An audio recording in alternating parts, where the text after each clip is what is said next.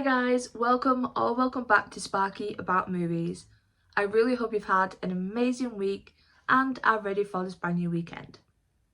Before we get into the video, make sure to follow me on the rest of my socials, my Instagram and my Twitter, so you can keep up with the rest of my content journey.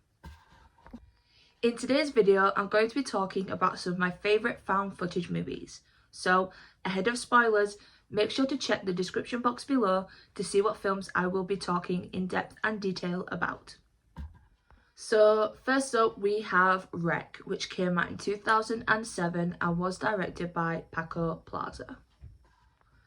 Using the camera to do and capture all of the work with tremendous effort, Wreck provides an effective hellscape of found footage horror, hurling its viewers into a nightmarish rampage inside of an apartment complex that is under quarantine. Its documentary style thrills you in just under 77 minutes. That is all this film needs to mess with your nerves. The panicky, off-the-rails atmosphere leaves you on the edge of your seat. Moving incredibly fast, there isn't a moment where the camera doesn't make you jump from a brutal scare, screech, or shock. Wreck has moments, like all films, that stand out specifically, whether it made you cry, made you laugh, made you gasp. One scene for me surrounds the mother and daughter. So the daughter changes, bites her mother, leaving her to become infected. Everyone around her starts to panic and they feel they have no other way but to chain her to the banister and leave her. And as they start arguing about this, a horde of the infected make their way under a door and attack her. Everyone starts running upstairs, but then they realise they have to make their way back down the stairs. As they do, they see her lifeless body just lying there on the floor, and the camera pans around and then pans back. Within like a second, she stood up, snarling, ready to attack. That moment was one of those scenes that just stick with you. Wreck is fantastic for multiple reasons. It builds up scares and tension effortlessly. The situation itself is also terrifying. Being trapped in a building with no means of escape and being so confused about what is unfolding before your eyes, the anxiety and the frustration, it was just the whole film was just exhilarating and quite unforgettable. At number 2 now, I'm going to talk about VHS 2, which came out in 2013 and was directed by Eduardo Sanchez, Greg Hale, and a couple of others. The VHS series has been known for being surreal, fascinating, wacky, and creative.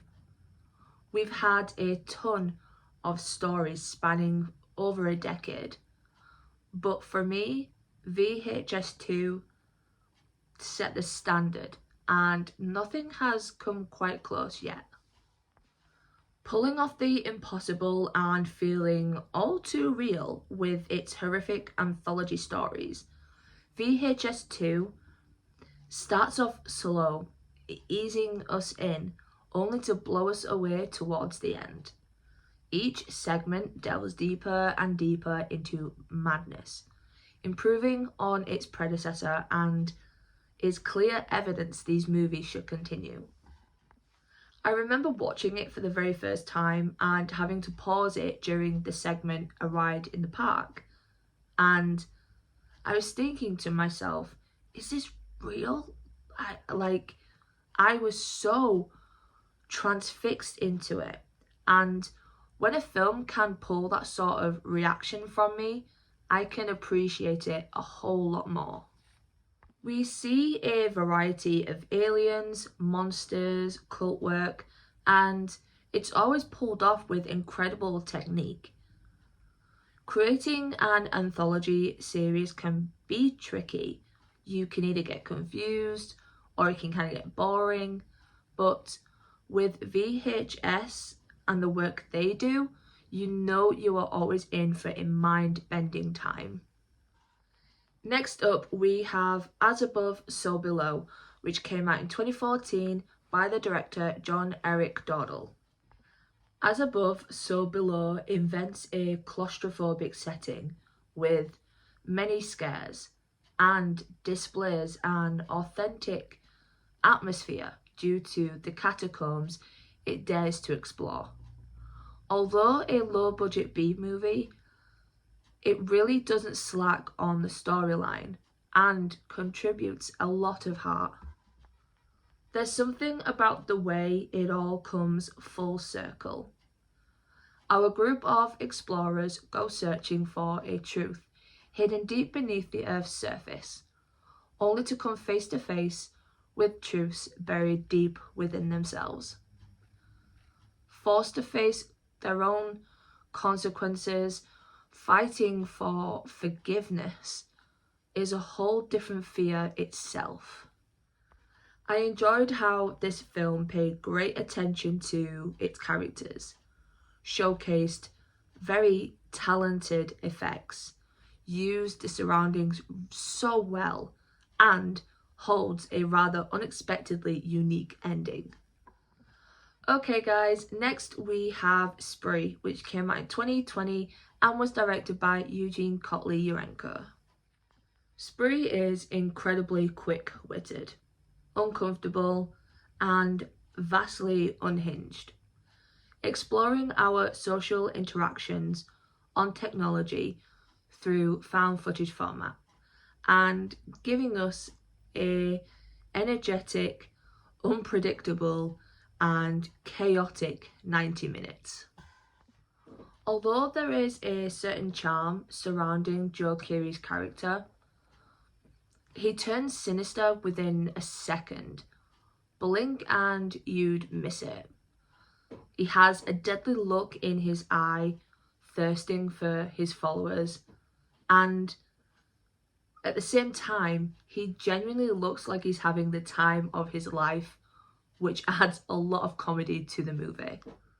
Stopping at nothing to obtain his 5 minutes of fame, Kurt Kunkel gives a performance filled with nutcase energy, and it shines a spotlight on how lost a person can become when all they believe in is how having a following or a platform makes them important to the world.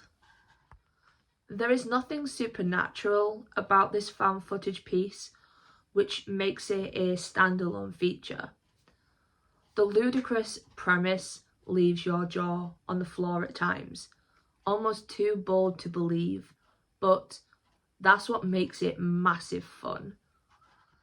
Last but certainly not least, House LLC, which came out in 2015 and was directed by Stephen Cognetti.